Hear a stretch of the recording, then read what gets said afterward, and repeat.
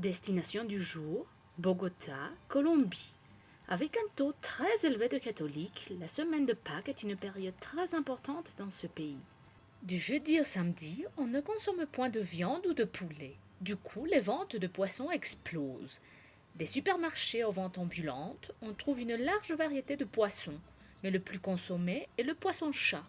Préparons ce plat de Pâques. Prenons tout d'abord quelques tomates que nous coupons en fines rondelles. Puis, on coupe quelques oignons blancs.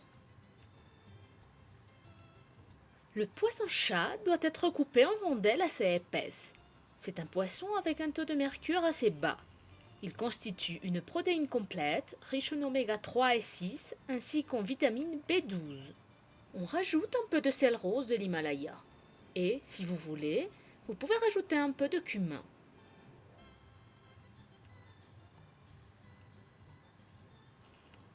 Dans une poêle, on met tous les ingrédients et on va le faire cuire à feu moyen pendant une demi-heure. N'oubliez pas de mettre un couvercle afin de garder les jus. En Colombie, ils rajoutent du lait et laissent le poisson cuire davantage afin d'obtenir une sauce avec quelques morceaux de poisson.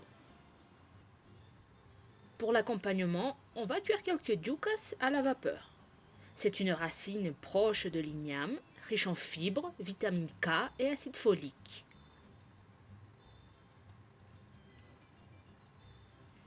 Voici donc notre plat. On peut l'accompagner aussi avec quelques légumes. En Colombie, le poisson est servi avec de la yuca, des pommes de terre et du riz. Buen provecho! Petit récap. Pour faire ce poisson-chat, on a besoin de quelques tomates en rondelles, quelques oignons blancs, du sel rose de l'Himalaya et, si vous voulez, un peu de cumin. Ce plat est riche en oméga 3 et 6, ainsi qu'en vitamine B12, vitamine K et acide folique. Pour plus de recettes, allez sur www.marierios.fr.